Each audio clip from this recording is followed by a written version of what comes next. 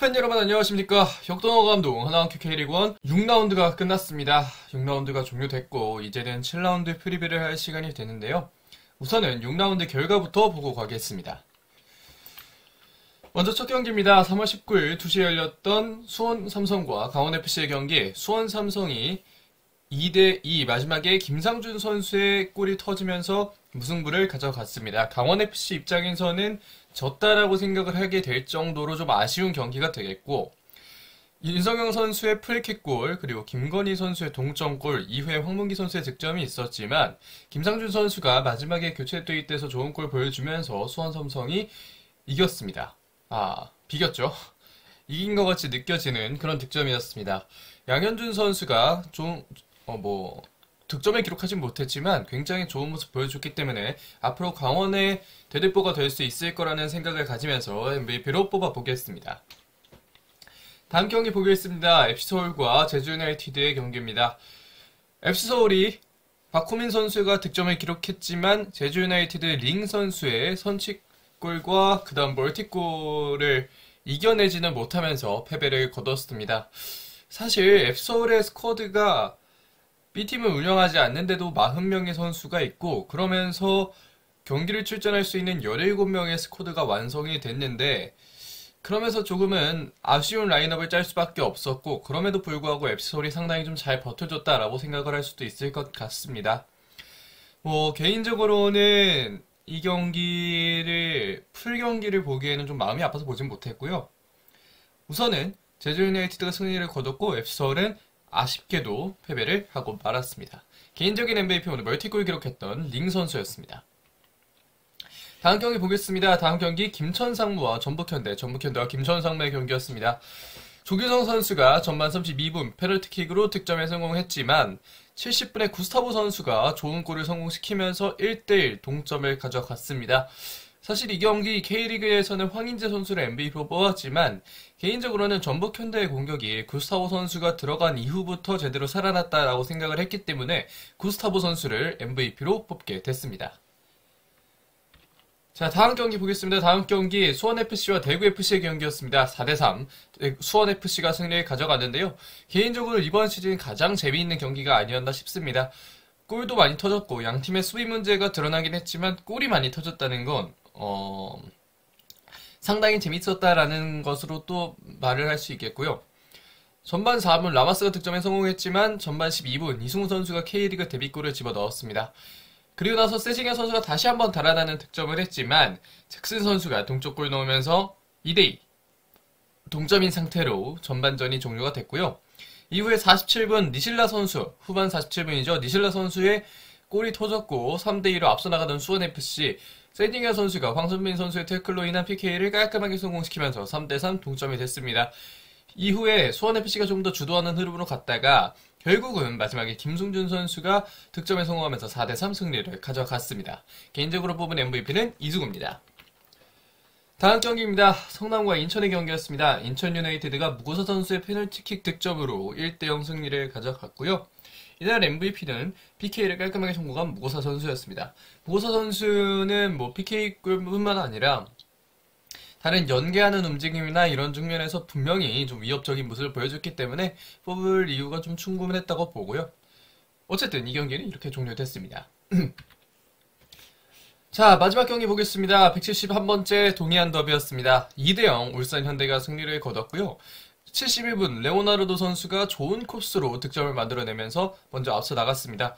이후에 고영준 선수는 물론 레오나르도 선수의 골 이전에 고영준 선수의 돌파가 있었다가 막히긴 했지만 이후에도 고군분투를 했습니다. 포항슬러스에. 그러나 임종훈 선수가 세트피스 상황에서 득점을 만들어내면서 2대0 울산 현대가 승리를 가져갔습니다. 개인적인 MVP는 1087일 만에 K리그1 복귀 경기를 가졌던 조수혁 선수입니다. 승부 예측 결과 이제 확인해 보도록 하겠습니다. 승부 예측, 제가 수원 삼성과 강원FC의 경기 무승부를 거둘 거라고 말씀을 드렸었는데 무승부를 실제로 거두게 됐고요.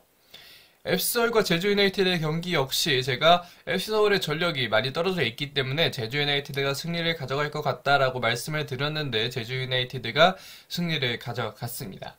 전북현대와 김천상무의 경기, 개인적으로는 전북현대가 한 번쯤 이길 때가 됐다라고 봤는데 이 당시에는 아직 되지 않았었던 것 같고요. 다음 경기인 수원FC와 대구FC의 경기, 수원FC의 흐름이 살아나고는 있었지만 쉽지 않겠다라는 이야기를 했고, 그러면서 대구FC가 승리할 거라고 생각을 했는데 대구FC가 패배를 가져갔습니다. 다음 경기 울산현대와 포항스틸러스의 경기였는데요. 이 경기는 아무래도 울산현대가 흐름이 좋지 않았다기보다는 코로나로 인해서 조금 전력이 약해지지 않을까라는 생각이 들었는데, 물론 코로나와 빠진 것과 비슷하게 이제 뭐 국가대표팀 선수들이 6명이나 빠지면서 울산현대가 좀 쉽지 않은 경기를 했지만 그럼에도 불구하고 승리를 가져가게 됐습니다. 마지막 경기 성남FC와 인천유나이티드, 성남FC의 흐름이 워낙 좋지 않기 때문에 인천유나이티드가 승리를 가져가지 않을까 내심 생각을 했는데 그대로 이뤄졌습니다. 자, 이제 프리뷰 시작해 보도록 하겠습니다. 첫 번째 경기는 제주유나이티드와 대구FC의 7라운드 맞대결이 되겠습니다. 제주유나이티드의 현재 순위는 3위, 대구FC의 현재 순위는 7위입니다. 지난 시즌 전적 2승을 거둔 대구FC가 앞서 나갔습니다. 자, 그러면 이제 관전 포인트 보면서 말씀드리겠습니다. 먼저 제주유나이티드입니다. 제주유나이티드의 경우 지난 FC서울전을 생각을 하지 말아야 합니다.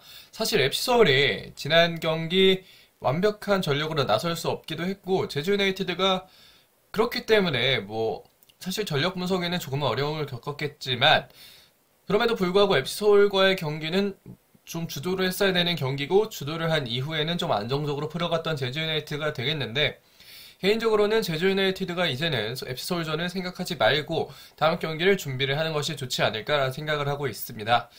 공격진은 점점 정상 궤도로 올라오고 있습니다. 제르소, 링, 주민규의 이 삼각편대가 제대로 돌아가는 모습이 보이고 있고요. 특히 주민규 선수의 경우 해리케인과 비슷한 플레이 스타일을 보여주면서 물론 해리케인과 완벽하게 같다고는 할 수 없지만 비슷한 플레이 스타일 보여주면서 제주유나이티드의 양쪽 윙이 조금 더 살아나는 모습입니다.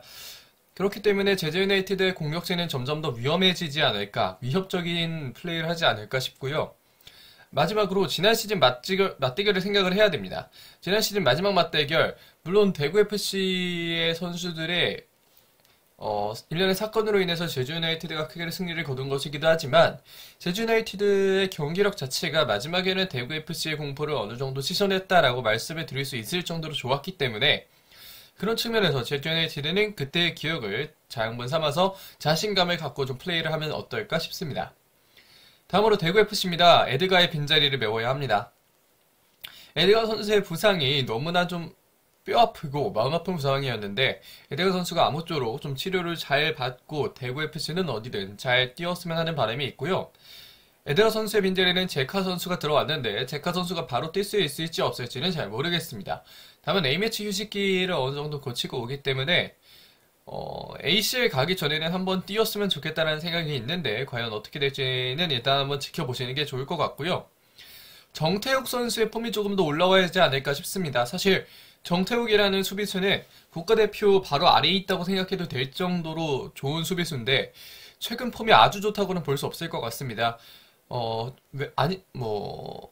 사실 지난 시즌이나 뭐 주로 뛸 때에는 오른쪽 센터백으로 주로 뛰는데 가운데서 수비진 리딩을 해야 되기 때문에 조금 더 본인의 챙겨야 될 게 많아져서 힘들 수도 있고 다른 뭐 여러 가지 사유가 있을 수 있겠지만 정태욱 선수의 폼이 조금씩 더 올라온다면 대구FC의 수비진은 조금 더 안정화되지 않을까 싶습니다. 마지막으로 지난 경기 너무나 맥없는 경기를 펼쳤습니다. 수비 장면에서도 그렇고요. 물론 심판 판정에 대해서 이의가 있는 분들 충분히 계시겠고 저도 그 사항을 알고 있지만 조금은 맥이 없는 경기가 아니었나라는 생각을 하게 됩니다. 자, 그럼 이제 예상 라인업 보면서 말씀을 드리겠습니다. 먼저 제주유나이티드입니다. 김동준 골키퍼, 백스리에는 정훈, 김호규, 김봉수, 윙백에는 정우재와 안현범, 중원에는 이창민, 최영준, 스리톱에는 제르소, 주민규, 링입니다. 사실 뭐 이 라인업에서 바뀔 거를 굳이 찾자면 최영준 선수 자리에 윤빛가람이 들어가냐 아니면 뭐 윤빛가람이 이창민 선수의 자리에 들어가냐 정도가 되겠고 나머지 라인업은 뭐 이디솔 선수가 센터백 라인에 복귀를 하냐 안 하냐도 조금은 좀 지켜볼 만한 요소가 될 것 같습니다. 이디솔 선수가 들어오게 된다면 뭐 김효규 선수가 오른쪽으로 가던 이디솔 선수가 그대로 오른쪽으로 가던 뭐 여러 가지 변화가 있을 것으로 예상이 되고요. 김동준 선수가 지난 모 예능 프로그램 사건 때문에 조금은 멘탈이 흔들릴 수도 있는데 과연 김동준 선수가 그대로 본인의 어떤 서름을 이겨내고 출전을 할 수 있을지 개인적으로는 출전을 해도 된다고 보지만 김동준 선수의 멘탈이 가장 중요한 거니까요. 이런 측면에서는 김동준 선수가 좀 좋은 모습을 보여주기를 바라고 있습니다. 자, 그럼 이제 대구FC 라인업도 보면서 말씀을 드리겠습니다. 오승원 골키퍼, 백스리에는 박병현, 정태욱, 조진우, 윙백에는 안영우와 이태희, 중원에 라마스와 이진용, 2선 내지는 1.5선에 세징야와 고재현, 투맨은 김진혁입니다. 사실 제카 선수가 돌아오기 이전에는 김진혁 선수가 왼쪽 스톱으로 갈 수가 없고 무조건 스트라이커 자리로 가야 하는데 김진혁 선수가 이 자리에서 충분히 제 능력을 보여줄 수 있는 선수이기 때문에 뭐 앞으로 대구FC의 공격을 에드가가 있을 때보다는 걱정이 되지만 아주 안 좋은 공격진이라고 보기는 어려운 공격진이 되겠고요. 뭐 중원에 있는 라마스와 이진용 점점 더 합을 맞추면 계속해서 좋아질 것으로 보이고 윙백에 있는 안용호 선수의 공격력도 차차 올라오고 있는 것으로 보입니다. 그렇기 때문에 뭐 대구FC 팬들은 안용호 선수를 믿고 가도 되지 않을까 싶고요. 박병현 선수도 왼쪽 스토퍼 자리에서 조금 더 폼을 올려준다면 대구FC의 수비진이 점차 좋아지지 않을까 싶습니다. 앞에서 말씀드렸던 정태욱 선수의 수비 부담은 조진우 선수나 박병현 선수가 그렇게 많은 경기를 출전하지 않았던 선수들이라는 것을 생각했을 때 이 선수들을 보조하느라 조금 본인에게 과부하가 걸리는 측면도 있다고 생각을 해서 이 측면에 정태욱 선수가 얼마나 잘 부담을 해주느냐 이런 것들이 좀 중점적으로 봐야 될 포인트가 아닐까 싶습니다. 자, 이번 경기는 이 정도로 하겠고요. 자, 그러면 이제 인천 유나이티드와 울산 현대의 경기 프리뷰를 시작해 보도록 하겠습니다. 울산 현대가 지난 시즌 2승 1무의 성적을 거두면서 인천 유나이티드를 상대로 전적은 앞서 나갔고요. 현재 순위는 울산 현대가 1위, 인천 유나이티드가 2위를 기록하고 있습니다. 이번 경기는 1, 2위 간의 맞대결이 되겠군요. 자, 그럼 관전 포인트를 보겠습니다. 먼저 인천 유나이티드입니다. 인천 유나이티드 김보섭 선수는 지난 경기 경고 누적 퇴장 징계로 인해서 오재석 선수 혹은 뭐 김준엽 선수나 다른 선수가 오른쪽 윙백을 띄워야 합니다. 그렇기 때문에 과연 어떤 선수가 김보섭 선수가 뛰었던 오른쪽 윙백 자리에 뛰게 될지 한번 지켜보시는 것이 이 경기를 보는 관전 포인트 중에 하나가 될 수 있지 않을까 싶고요. 아길라르와 이명주의 공존법을 어느 정도 좀 찾아가는 분위기입니다. 사실 중원에 아길라르와 이명주를 동시에 배치하는 것은 뭐 조성환 감독에게도 그렇고 많은 팬분들이 생각하시기에도 조금은 어렵지 않을까. 그리고 많은 프리뷰를 하시는 분들께서도 비슷하게 생각을 하셨던 것 같은데 점점 조성환 감독이 이명주와 아길라르 동시 기용법을 찾아가는 분위기입니다.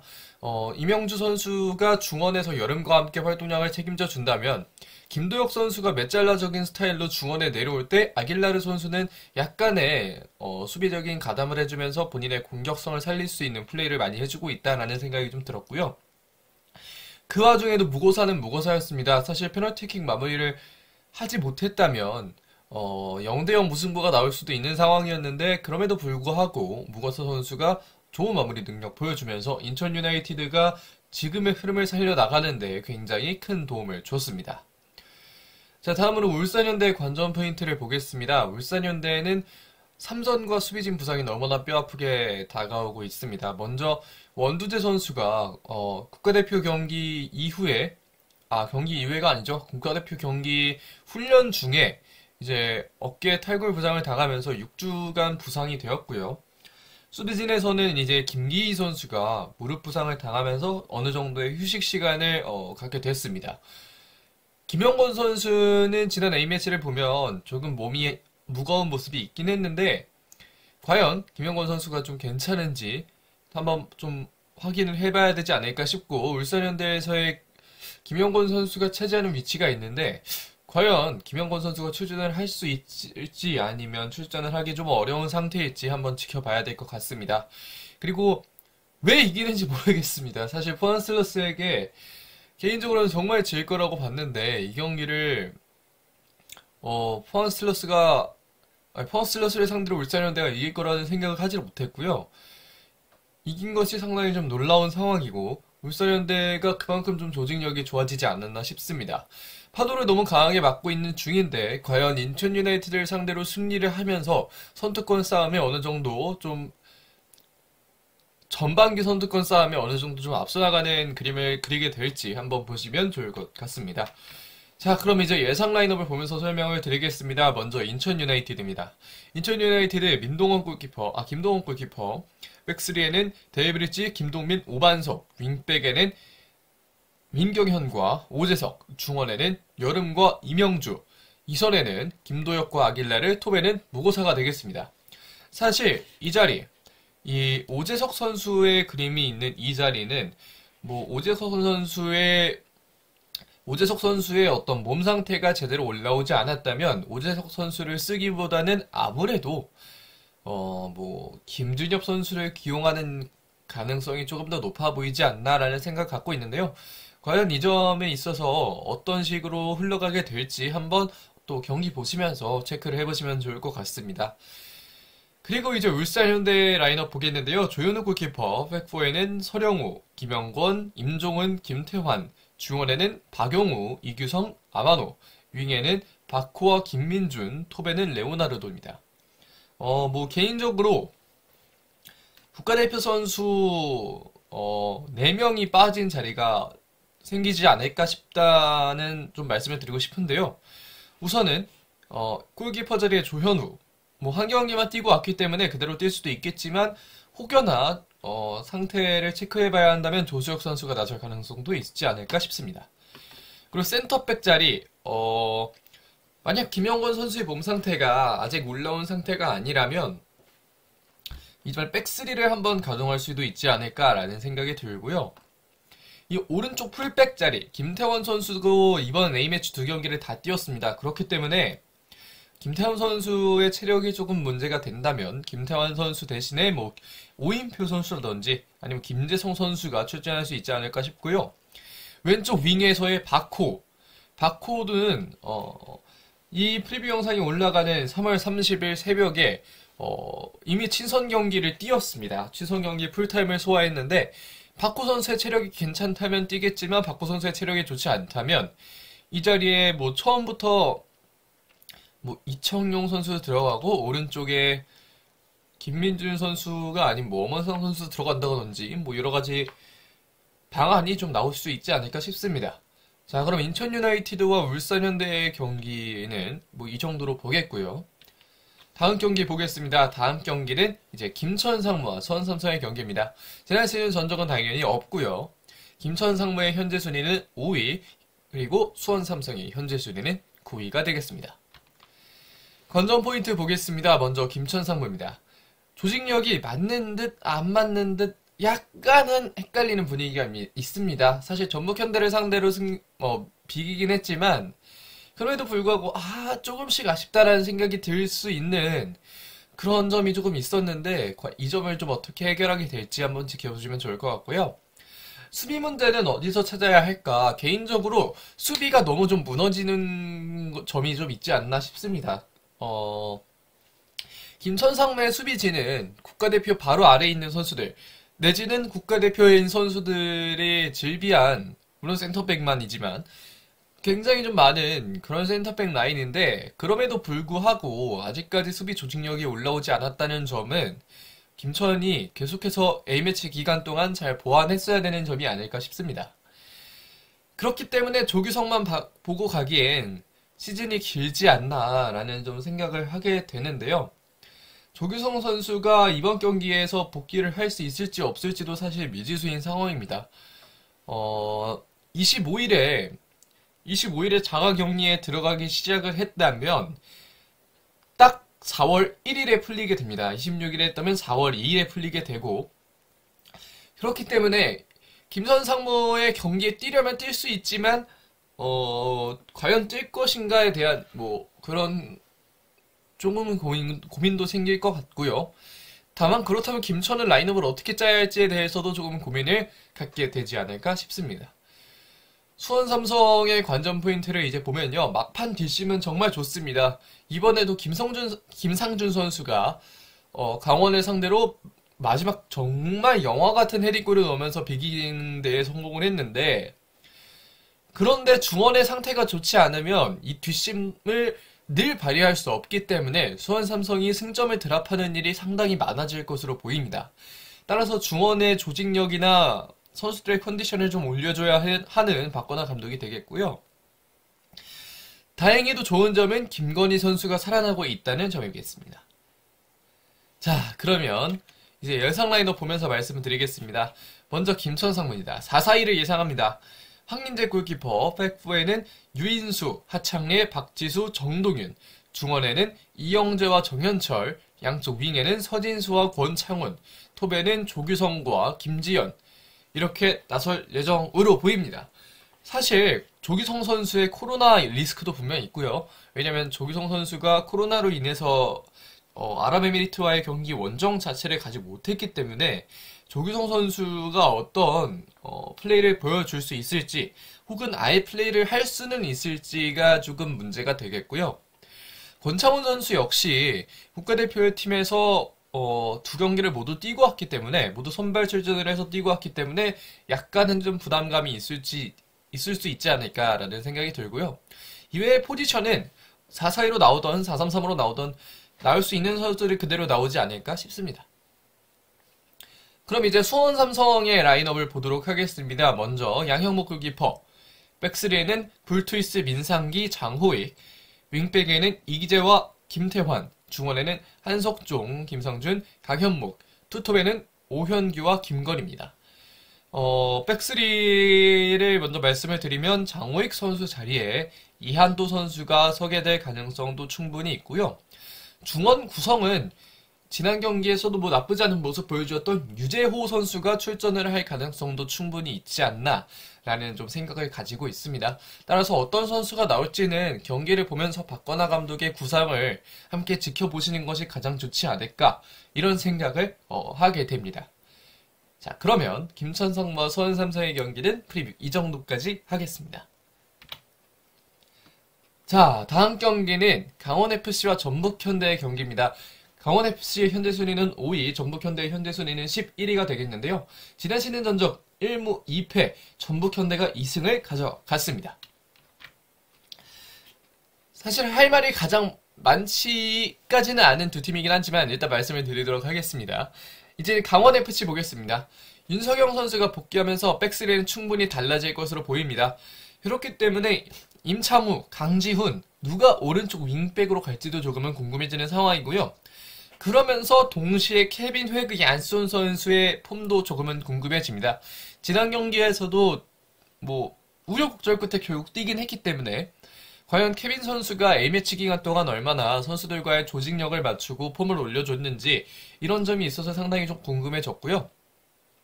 전북현대 다행히 0패를 끊었습니다.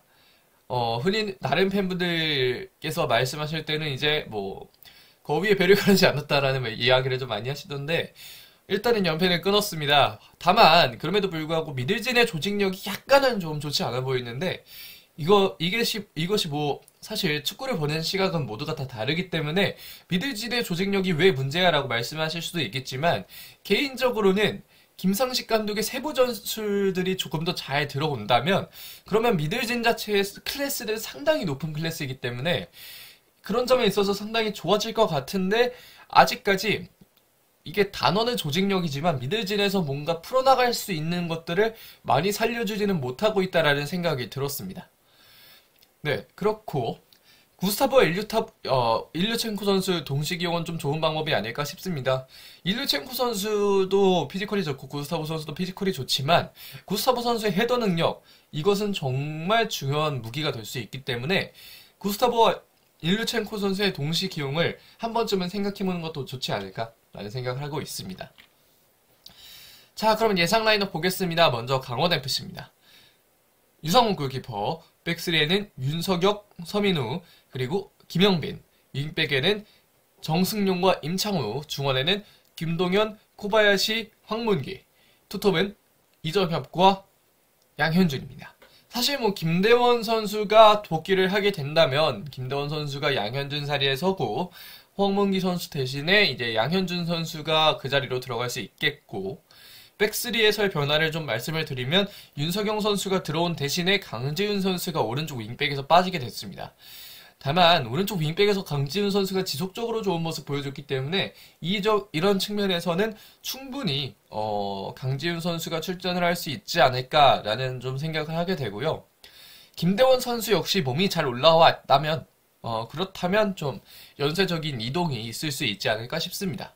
왜냐하면 또 양현준 선수의 경험보다는 김대원 선수의 경험과 어떤 클래스가 좀 더 있기 때문에, 물론 양현준 선수가 클래스가 낮은 선수라는 말씀을 드리는 건 아니지만 김대원 선수의 어느 정도 좀 도움이 될 수 있는 측면이 있기 때문에 이런 측면에서는 충분히 김대원 선수를 기용할 수 있지 않을까라는 생각이 들고요.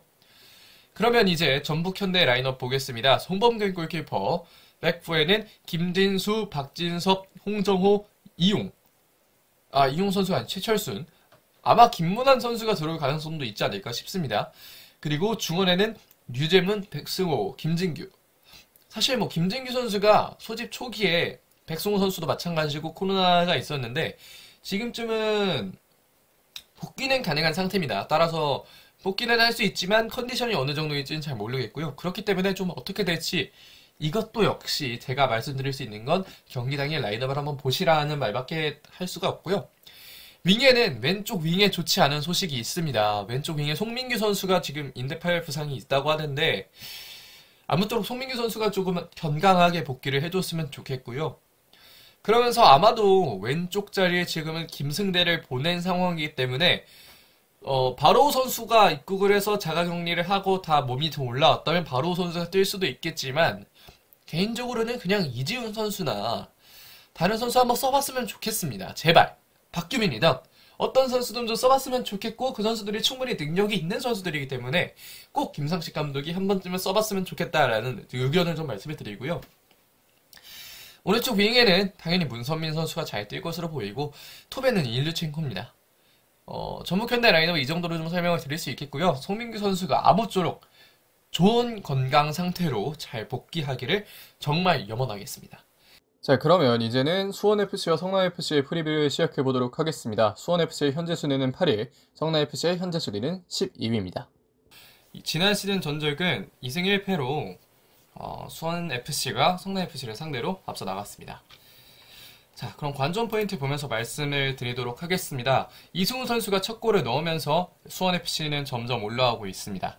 아무래도 이승우 선수의 성장 또는 폼의 상승이 아무래도 수원FC의 공격을 풀어나가는 입장에 있어서 김현과 라스의 폼이 안 올라오고 있는 현재 가장 중요한 점이 될 수 있었을 텐데, 그 점을 수원FC가 점점 충족을 시켜나가고 있다는 점에서 분명히 수원FC에게는 도움이 될 수 있지 않을까 싶습니다. 그러나 작년부터 수비는 조금 고질적인 문제가 됐는데, 수원FC는 지난 시즌에도 그렇고 이번 시즌에도 그렇고 실점이 조금은 많은 상황입니다. 그렇기 때문에 당장 지난 대구와의 경기에서도 3실점을 하고 4골을 넣었죠. 본프레르식 축구를 했는데, 어쨌든 작년부터 수비가 상당히 고질적인 문제이기 때문에 이 점을 제대로 고칠 수 없다면 수원FC가 이번에 전력이 상당히 평준화된 이 시점에서 좋은 성적을 거두기에는 조금 어려울 수 있다라는 생각을 할 수밖에 없다라고 판단을 할 수 있을 것 같습니다. 다만 그럼에도 불구하고 이 점은 김도균 감독의 축구가 살아나고 있다라는 점을 말하기도 하는데, 김도균 감독의 축구라고 하면 응당 수비를 조금 어렵게 나가더라도 공격 자체에서의 어떤 활로를 찾아가는 축구인데, 그런 점에서는 수원FC의 축구가 조금은 살아나고 있다. 다만 수비적인 측면을 조금 더 보강한다면 그들이 원하는 아시아 챔피언스 리그라는 목표에 조금 더 다가갈 수 있는 상황이 만들어지지 않을까라는 조금은 기대감을 좀 말씀을 드리겠습니다. 성남FC의 경우 이제 어디에 중점을 둘지에 따라서 3-4-3 또는 3-5-2로 갈 수 있습니다. 어쨌든 백스리를 쓰는 건 당연하니까요.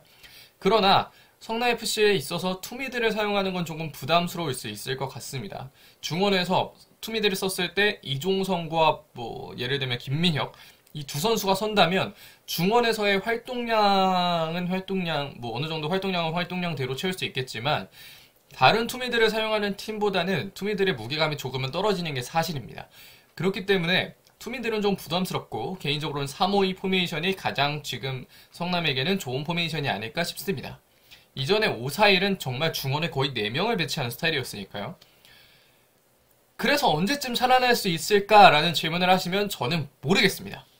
성남FC가 언제 살아날 수 있을지에 대해서는 절대 지금 답을 할 수가 없고, 성남FC가 언제쯤 살아날 수 있을까에 대한 질문은 김남일 감독만이 할 수 있는데, 과연 김남일 감독이 어떤 모습을 보여줄지에 대해서 한번 좀 생각을 해보면 좋지 않을까 싶습니다. 그럼 이제 예상 라인업 보면서 말씀드리겠습니다. 수원FC는 박민규 선수가 아랍에미리트에서 코로나 확진을 받으면서 해당 국가에서 조금 더 머무른 이후에 한국으로 들어오게 됐습니다. 그러면서 레프트백 자리가 어느 정도 좀 비게 된 수원FC의 라인업이라고 할 수 있겠고요. 좋은 모습을 보여줬기 때문에 조금은 아쉬울 수 있을 것 같습니다. 그럼 이제 라인업을 처음부터 보면 유현 골키퍼, 백스리에는 잭슨, 김건웅, 곽윤호, 윙백에는 김상원과 신재원, 중원에는 박주호, 황순민, 니실라, 톱에는 김승준과 이승우입니다. 김상원 선수가 왼쪽으로 들어간다는 것 제외하고는 지난 경기들과 별로 라인업의 변화가 많이 없고요. 만약에 라스 선수나 무릴로 선수가 어느 정도 폼의 향상 또는 부상의 회복이 있었다면 이 경기 충분히 김승준 선수 자리에 라스가 들어온다든지 황순민이 왼쪽으로 가고 김상원 오른쪽, 니실라가 지금의 중원 황순민 자리에 들어간 이후에 공격형 미드필더 자리에 무릴로를 배치하는 약간의 연쇄적인 변화가 있을 수도 있을 것 같긴 합니다. 다만 이것은 어느 정도 이 선수들의 라스나 무릴로의 복귀가 완벽하게 확정된 이후에 일어날 일이라고 말씀을 좀 드리고 싶고요. 성남FC의 경우에는 김영건 골키퍼, 백스리에 최지묵, 권한규, 강의빈, 윙백에는 박수일과 이지훈, 중원에는 이재원, 이종성, 김민혁, 투톱에는 전성수와 이종호입니다. 사실 팔라시오스 선수를 영입을 하긴 했지만 개인적으로는 팔라시오스 선수가 이 라인업에서 많은 가치를 드러낼 수 있을 거라고는 판단을 하기가 좀 어렵습니다. 3-4-3을 사용한다면 모르겠는데 중원에서 완벽하게 좋은 미드필더가 구성되어 있다고 보기 어려운 이 환경에서 백4로 바꾸지 않는 한은 지금의 성남이 팔라시오스를 제대로 쓸 수 있을 만한 환경이 그렇게 잘 나오지는 않는 것 같습니다. 다만 이제 팔라시오스 선수의 폼이 좀 올라온다면 전성수, 이종호, 팔라시오스가 약간의 로테이션을 돌아가면서 할 수도 있을 것 같고 그 자리에는 엄승민 선수도 충분히 뛸 수 있는 선수들이기 때문에 성남FC의 공격진의 클래스가 막 엄청 나쁜 수준은 아니지만 그럼에도 불구하고 이 선수들의 활용책을 찾는 것은 김남일 감독이 잘 해줘야 하는 그런 일이 아닐까 싶습니다. 사실 센터백진은 김민혁 선수가 돌아온다는 가정하에 뽀백을 쓸 수도 있습니다. 권한규, 김민혁, 왼쪽에 박수일, 오른쪽에 이지훈이나 이시영 이렇게 가면 타 팀과 비교해서도 그렇게 뒤지지 않는 백4가 만들어지긴 합니다. 그렇기 때문에 4-2-3-1을 기용을 하던 4-3-3을 기용을 하던 어떤 식으로든 방법을 찾아서 바꾸려면 바꿀 수 있는데 다만 이것은 권한규 정도의 레벨에 필적하는 센터백이 나왔을 때 다시 말해서 김민혁 선수가 복귀를 하던 아니면 최지묵이나 강희빈이 조금 더 성장을 하던 이런 측면이 이뤄지지 않으면 일단은 지금의 현행 3백은 유지될 것이고 그러면서 팔라시오스 선수의 자리는 조금은 줄어들 수도 있다 라는 점이 이 경기를 보시면서 또 성남FC의 향후 경기를 보시면서 좀 생각을 하실 만한 점이 아닐까 싶습니다. 자, 그러면 수원FC와 성남FC의 경기 프리뷰는 이 정도까지 하도록 하겠습니다. 자, 마지막 경기 포항 스틸러스와 FC서울의 경기입니다. 포항 스틸러스의 현재 순위는 4위, FC서울의 현재 순위는 10위가 되겠고요. 지난 시즌은 마지막 경기에 승리를 가져갔던 FC서울이 2승을 거두면서 FC서울이 앞서 나갔습니다. 그러면 이제 관전 포인트를 보면서 말씀을 드리겠습니다. 먼저 포항 스틸러스입니다. 김승대, 완델손, 모세스 모두 들어왔습니다. 여기서는 김승대 선수만 이야기를 했지만 공격진이 한층 더 강해진 모습이 되겠고요. 팀에 부족한 자리가 없습니다. 사실 네임밸류로만 따지면 조금 부족하다고 여겨졌던 것이 시즌 전 예상인데 네임밸류가 문제가 아니라 포항 스틸러스 김기동 감독의 전술이 상당히 좋은 감독이기 때문에 그런 측면에서 포항 스틸러스는 정말 좋은 모습을 많이 보여주고 있습니다. 그렇기 때문에 포항 스틸러스 팬분들이던 김기동 감독이던 상당히 좀 기분이 좋지 않을까라는 생각이 들고요. 부상만 없다면 이 스쿼드를 굉장히 잘 유지할 수 있을 거라고 생각이 듭니다. 중원에는 이승모 선수가 이제 차차 내려오게 된다면 중원에 신광훈, 신진호, 이승모, 이수빈, 고영준 이런 선수들 많이 있고요. 당장 윙어를 보면 임상엽, 완델손, 이광혁, 정재희 많습니다. 사실 제가 말하지 않은 선수, 제가 잘 기억을 못했던 말하지 않은 선수들도 많기 때문에 포항 스틸러스 윙어는 정말 위협적이다 라고 좀 보시면 좋을 것 같고요. 반면에 FC서울은 지난 경기 좀 많이 아쉬웠습니다. 사실 그 라인업을 가지고 제주 유나이티드라는 팀을 상대로 2대1이라는 결과를 가진 것도 상당히 좋은 결과고, 정말 앱서울의 선수들의 정신력이 좀 많이 올라와 있구나라는 것을 다시금 깨닫게 하는 경기였는데, 이런 상황에서 앱서울은 팀을 정말 잘 추스르고 가야 합니다. 사실 지난 경기의 패배는 빨리 잊고 나가는 것이 가장 중요하지 않을까라는 생각이 들고, 앱서울의 팬분들 입장에서, 그리고 또 제 입장에서는 그저 선수들이 좀 좋은 컨디션을 유지하면서 경기를 띄워주기를 바랄 뿐입니다. 자, 그럼 이제 예상 라인업을 보면서 말씀을 좀 드리겠습니다. 포항 슬러스부터 말씀을 드리면 윤평국 골키퍼, 백포에는 심상민, 그랜트, 박찬용, 박승옥, 중원에는 신진호, 신광훈, 고영준. 신진호 선수는 지금 경고 누적이죠. 아마 이수빈 선수가 좀 나오지 않을까 싶습니다. 이 점은 제가 라인업 바꾸면서 사진 좀 바꿔놓겠고요. 윙어에는 우선은 임상혁과 정재희, 톱에는 이승모가 되겠습니다. 신진호 선수가 경고 누적으로 결장을 하면서 상대적으로는 신진호 대신에 이승모나 이수빈이나 다른 선수들이 들어오게 될 텐데, 이 측면을 공략당하지 않는 것이 좀 중요할 것 같습니다. 앱서울의 축구는 중원을 어느 정도 좀 지배하고 들어가는 축구인데, 신진호가 없다면 포항 슬러스의 중원은 한층 무게감이 떨어지게 됩니다. 그러면서 좀 더 포항 슬러스의 중원을 잘 메우기 위해서 다른 선수들이 좀 더 많은 노력을 해줘야 하지 않을까 싶고요. 다른 백포 라인도 어느 정도 좀 안정적이고, 윤평국 선수도 그런대로 잘 해주고 있고, 사실 윙어에 있는 임상엽과 정재희는 다른 어느 팀의 부러움을 받아도 이상하지 않을 정도로 좋은 윙어진입니다. 그렇기 때문에 포항 슬러스의 라인업은 지금처럼 잘 나오지 않을까 싶고, 유일한 위험한 점은 원래 신진호 자리에 들어갈 이수빈 선수나 다른 선수들이 되지 않을까 싶습니다. 다음으로 이제 앱서울의 라인업을 보면요. 양한빈 골키퍼, 백포에는 이태석, 오스마르, 이한범, 윤종규, 중원에는 팔로세비치, 고요한, 기성용, 윙어에는 나상호, 강성진, 그리고 톱에는 조용호입니다.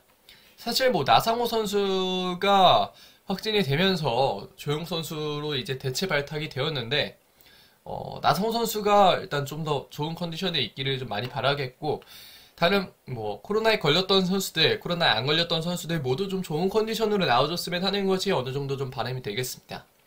전술적인 측면에서 조금 더 이야기를 해보자면, 포항 슬러스의 역습 축구를 막으려면 이전과 같은 앱서울의 이번 시즌 가장 좋은 경기였다고 평가되는 1라운드 대구전과 같은 옵사이드 트랩을 잘 만들어줘야 합니다. 임상엽, 정재희, 특히 정재희의 뒷공간에 깨고 들어가는 능력이 상당히 좋기 때문에 이 점을 라인 브레이킹을 당하지 않기 위해서 앱서울의 오스마르, 기성용, 이한범이 좋은 수비를 좀 많이 보여줘야겠고요. 중원에서 이태석, 윤종규, 팔로세비치, 고요한 이 4명의 선수가 중원에 있는 3명의 선수들 이수빈, 신광훈, 고영준을 잘 수적 우위를 가져가면서 공격을 넣어줘야 그 다음에 팔로세비치, 고요한이 조금 더 올라가서도 좋은 플레이를 펼칠 수가 있습니다. 그렇기 때문에 그런 측면에서 앱서울은 잘 준비를 해야겠고, 그랜트 선수의 스피드가 빠른 선수가 아니라는 점에서 조용 선수나 나상호 선수가 좀 더 중앙으로 좁혀 들어가면서 좋은 움직임을 보여준다면 앱서울이 이전의 폼을 되찾으면서 승리를 가져갈 수도 있지 않을까라는 생각을 하게 됩니다. 네, 승부 예측을 이제 해보도록 하겠습니다. 먼저 제주 유나이티드와 대구 FC의 경기인데요. 개인적으로는 제주 유나이티드의 현재 흐름이 좀 좋았고, 아무래도 두 팀 모두 국가대표에 소집된 인원이 딱히 없고, 김동준 선수가 소집이 됐었지만 김동준 선수가 많이 뛴 것이 아니고 훈련에 같이 파트너로서 참가를 했다라고 봐도 무방을 하기 때문에 제주 유나이티드의 승리를 조금은 더 점치는 것이 낫지 않나라는 생각을 하고 있고요.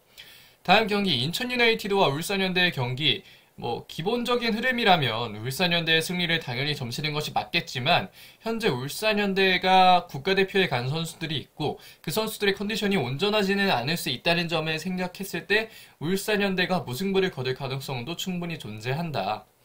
다만 이것은 제가 울산 팬이기 때문에 울차차를 하는 경향도 없지 않게 있다 라는 점 정도를 좀 말씀을 드릴 수 있을 것 같고요.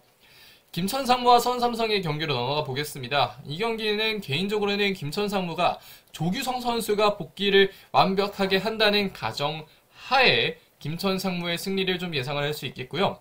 다만 김천상무가 지금 뭐 고승범도 코로나, 조규성도 코로나이기 때문에 이 점들이 완벽하게 만들어지지 않는다면 수원 삼성의 중원이 아무리 안 좋다고 해도 현재 중원이 그렇게 좋은 편이 아닐 수도 있고, 물론 정현철, 이영재, 뭐 다른 좋은 선수도 많지만 그런 점에서 조금 밀릴 수도 있고, 스트라이커, 확실한 원톱 스트라이커가 없다는 점에서는 김천상무가 충분히 밀릴 수 있습니다. 다만 조기성 선수가 복귀한다면 지금 보여드리는 대로가 나올 거고, 복귀하지 못한다면 두 팀 다 무승부 혹은 수원 삼성이 승리를 거둘 수 있는 경우의 수도 충분히 존재를 하지 않을까라는 생각을 좀 갖고 있습니다.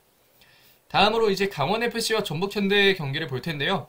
개인적으로는 전북현대의 황금알을 낳는 거위인 전북현대의 배를 강원FC가 가릴 수 있을 거라는 생각이 많이 들지는 않습니다. 왜냐하면 강원FC 현재 흐름이 좋다고는 해도 현재 전북현대의 어떤 스쿼드의 클래스 자체가 상당히 높은 팀이기 때문에 바로 복귀하고 이렇게 된다면 송민규 선수의 빈자리도 어느 정도는 메울 수 있을 것으로 보이고, 그렇기 때문에 전북현대가 승리를 할 가능성이 조금 더 높지 않을까라는 생각을 좀 말씀을 드리고 싶습니다. 그렇게 하고 이제 수원FC와 성남FC의 경기로 넘어가면, 수원FC의 경우 흐름이 조금 더 좋고 성남FC는 현재 흐름이 좋지 않습니다. 수원FC는 살아나고 있기 때문에, 그렇기 때문에 수원FC의 승리를 점치는 것이 어떻게 보면 좀 당연하지 않을까라는 생각이 들고요. 다음 경기인 포항 스틸러스와 FC 서울의 경기로 넘어가 보면, 포항 스틸러스는 충분히 좋은 팀이고 많은 좋은 성적을 올리고 있지만